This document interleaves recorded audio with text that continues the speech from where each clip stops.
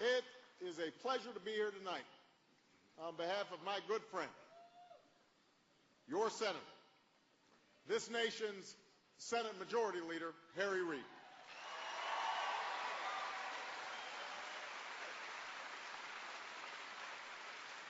In the last few years, Harry's done an extraordinary job as the leader of the U.S. Senate. And that's not easy, by the way.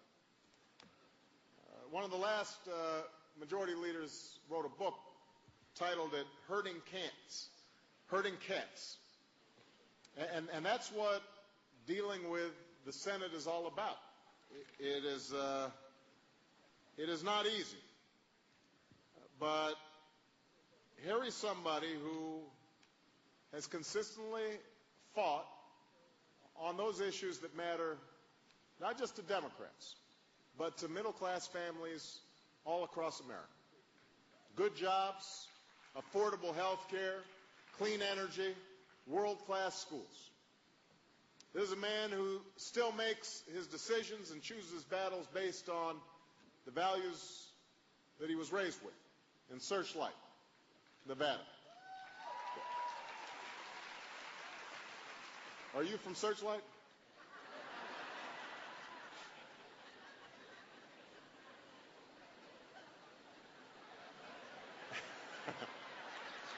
We got some Searchlight folks here. And that's why we need to keep Harry Reid exactly where he belongs.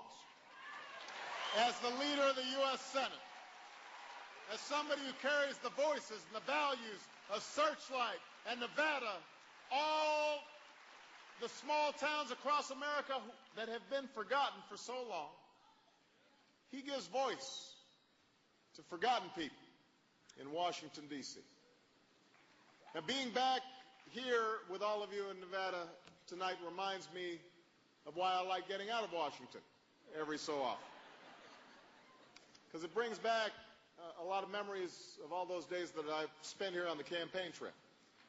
And I want to start tonight by saying thank you, because I know that I'm here because of so many people like you, people all across the country who made calls and knocked on doors and registered voters and dug deep and gave what they could because you were hungry for new leadership and new ideas and a new kind of politics, and working with Harry Reid, that's what I'm delivering right now.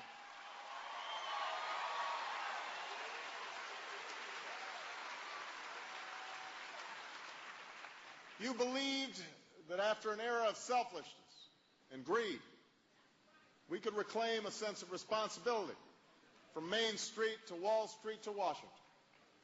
You believed that instead of huge inequalities, we could restore a sense of fairness to our economy, building a new foundation for lasting growth and prosperity.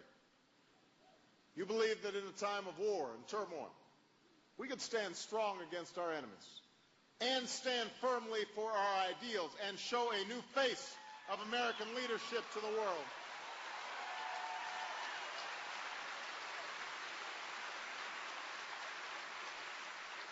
That's the change you believed in. That's the trust you placed in me, and that's something I'll never forget.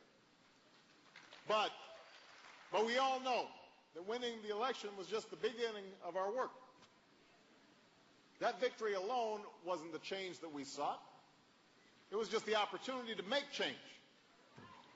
And I don't know about you, but I think it's fair to say that over these past 4 months, we've done a pretty good job of seizing that opportunity.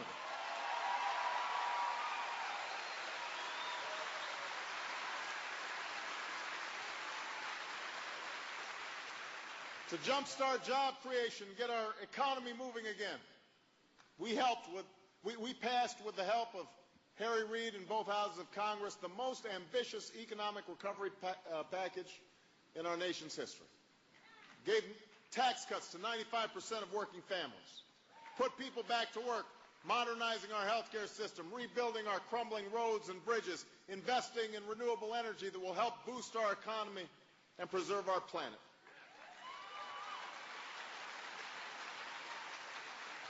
We launched plans to stabilize our housing market, unfreeze our credit markets, and ensure the survival of our auto industry in this new century. We passed a budget that will cut our deficit in half while making investments to spur long-term growth. We lifted the ban on federal funding for stem cell research. We expanded the Children's Health Insurance Program to cover 11 million children in need. We passed a national service bill to create hundreds of thousands of opportunities for people to serve in their communities. We passed the Lilly Ledbetter Fair Pay Act, the first bill I signed into law, because we should have equal pay for equal work.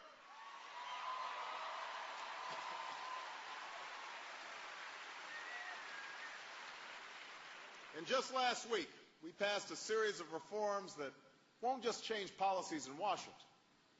They'll change the way business is done in Washington. Last Tuesday, we brought auto executives, labor unions, environmental groups, Democrats and Republicans together to set a national fuel efficiency standard for our cars and trucks for the first time in history. Weaning ourselves off of Middle Eastern oil, but also saving our planet in the process. On Wednesday, I signed bipartisan legislation to help homeowners and crack down on predatory lenders who seek to take advantage of them. On Friday, I signed two laws, one that will protect consumers from unfair rate hikes and abusive fees levied by credit card companies.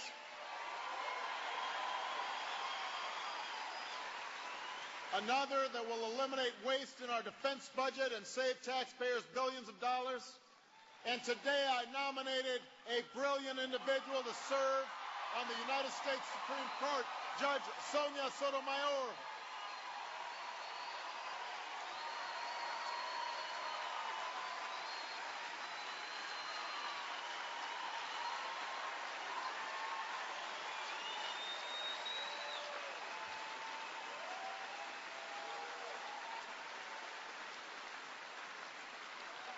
Let me just tell you a little bit about this woman. This is a woman who will bring more experience on the bench than anyone currently serving on the Supreme Court had when they were appointed.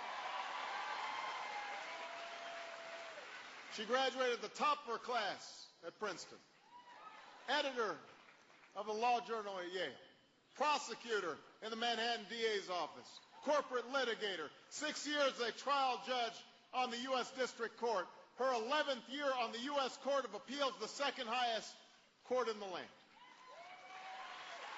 Nobody can say she's not qualified to be on the Supreme Court.